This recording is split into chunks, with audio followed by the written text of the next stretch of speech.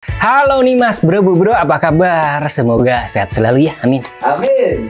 Oke, konten kali ini Mang Uduk mau bahas casing Mini ITX. Kebetulan ada sampel terbaru nih dari Thermaltake. Ini dia penampakannya, Thermaltake Tower 200 Bubble Pink Edition.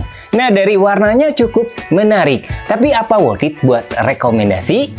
Mari kita bongkar. Cuma yang ngebongkarnya bukan Mang Uduk, sama Kang Haris. Siap Kang Haris? Selamat datang di channel Murdacruise.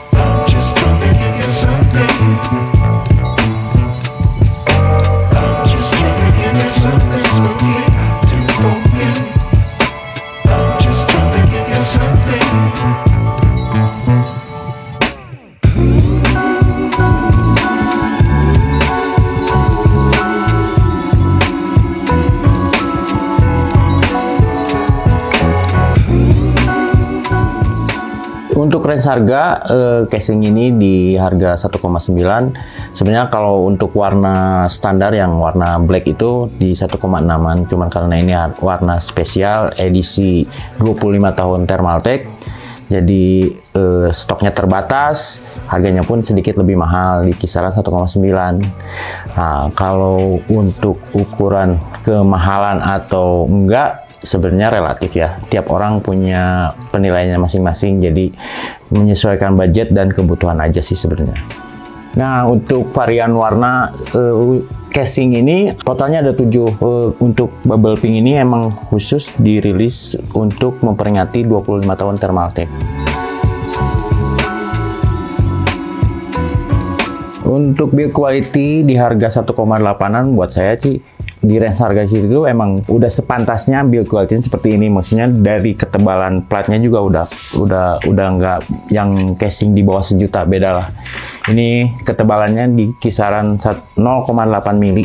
Standar casing di atas 1 juta pasti tebalnya segituan lah. Dari platformnya ini emang Mini ITX, arahnya ke Mini ITX, cuman dia punya space yang lebih besar, sedikit lebih besar dari casing konvensional Mini ITX. Jadi kita masih tetap leluasa untuk urusan kabel manajemen, terus positioning hardware, masih bisa leluasa lah, lebih leluasa, sedikit lebih leluasa. Ini casing sebenarnya full bisa dibongkar full. Jadi nanti ketika kita lepas top panel, front panel, side panel, bahkan ini kisi-kisi bawah ini semua bisa dilepas, yang tersisa tinggal chassisnya aja. Jadi salah satu kelebihan casing ini, meskipun ruangnya terlihat lebih kecil, tapi karena ini bisa dibuka semua, dilepas. Jadi kita lebih mudah untuk merakit Untuk ini ketebalannya di 3 mili. Kalau menurut saya kurangnya. Tapi karena mungkin faktor pricing, jadi pihak produsen mungkin lebih memilih ketebalan 3 mili. Dan emang dari segi desain juga ini lebih safety ya.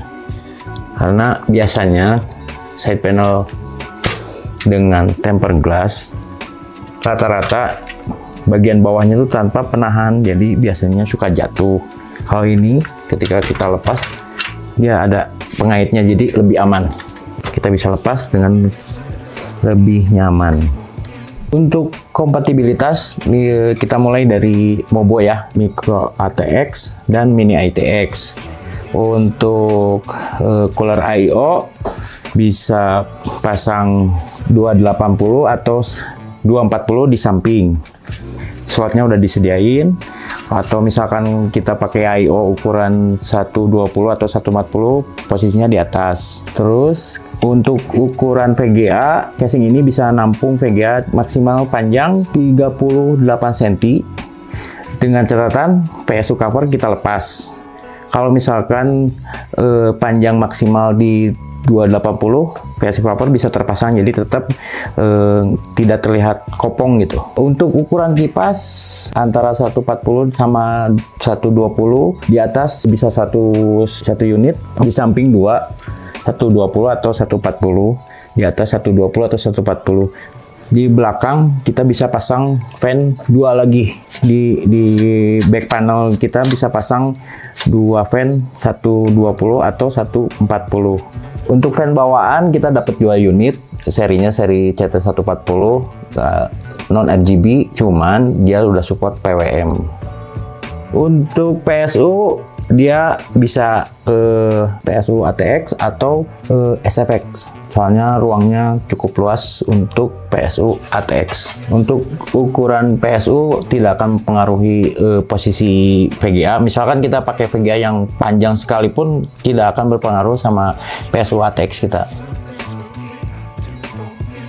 Untuk storage, di si casing ini bisa nampung 2 HDD ukuran 3,5 atau SSD 2,5 masing-masing 2 unit bagian belakang. Terus di bagian samping ada untuk SSD 2,5 inch 2 unit juga.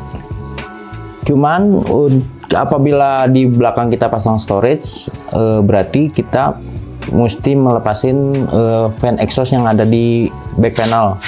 Soalnya posisinya ada di bagian dalam back panel. Kalau misalkan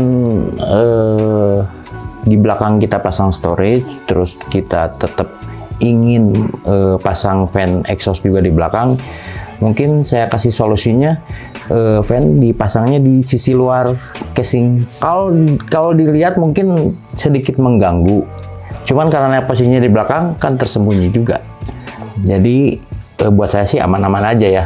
Yang penting kan kebutuhan kita terpenuhi. Untuk I/O port, casing ini menyediakan USB Type-C 3.2, USB Type-A 3.0, 2 port audio, tombol power dan tombol reset. Untuk casing ini orientasinya beda sama casing konvensional. Biasanya kan casing konvensional backplate-nya tuh di belakang, ini backplate-nya di atas.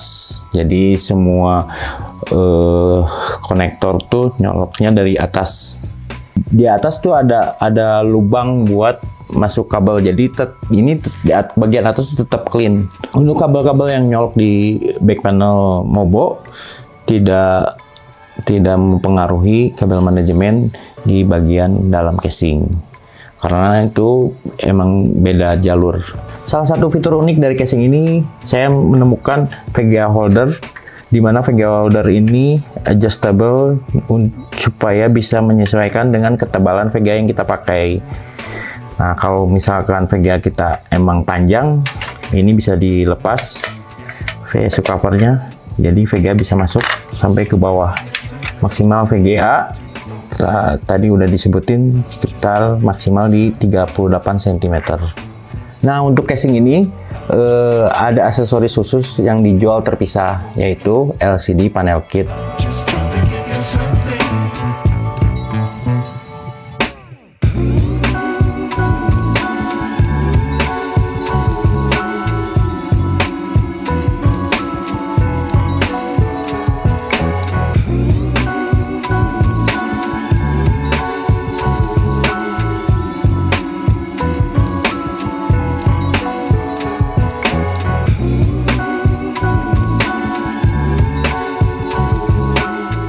Untuk pemasangannya cukup mudah, tinggal lepas dust filter bagian depan bawah, terus ganti sama LCD panel kitnya. Nah, untuk konektornya pakai USB, terus tinggal nyambung ke port USB di Mobo.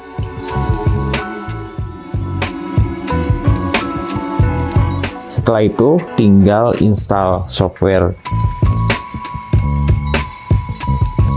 Untuk manajemen kabel, casing ini cukup memudahkan dengan adanya kabel klem di bagian belakang casing, di mana kabel klem ini cukup membantu untuk merapihkan kabel-kabel yang ada di belakang casing. Kan biasanya kita mesti ribet pakai kabel tie-nya. Kalau di sini kita cukup selipkan di kabel klemnya di tiap sudut bagian belakang casing.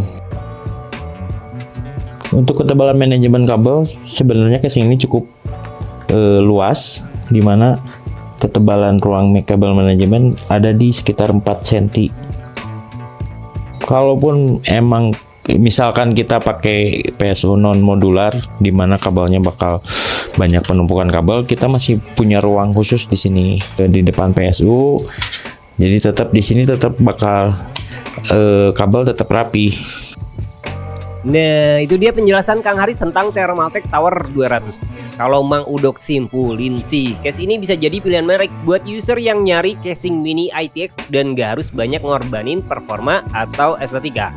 Desainnya ramping, terus kemampuan pendinginannya kuat, kompabilitas luas. Intinya sih case ini masih bisa nawarin PC kelas atas dalam bentuk yang ringkas. Harga sih relatif ya, aksesoris bawaan juga opsional. Gimana menurut kalian? Coba tulis di kolom komentar ya. Buat performa, next kita mau tes di konten rakit PC. Oh iya, nggak cuma di rakit aja, kita juga bakal bikin sesuatu yang seru di casing ini, bareng Kang Haris. Jadi stay tune terus di channel Murdokrus ya. Nah, itu dia ulasan singkat Thermaltake Tower 200. Gak semua sih diungkap, tapi semoga bermanfaat. Jangan lupa like dan subscribe-nya.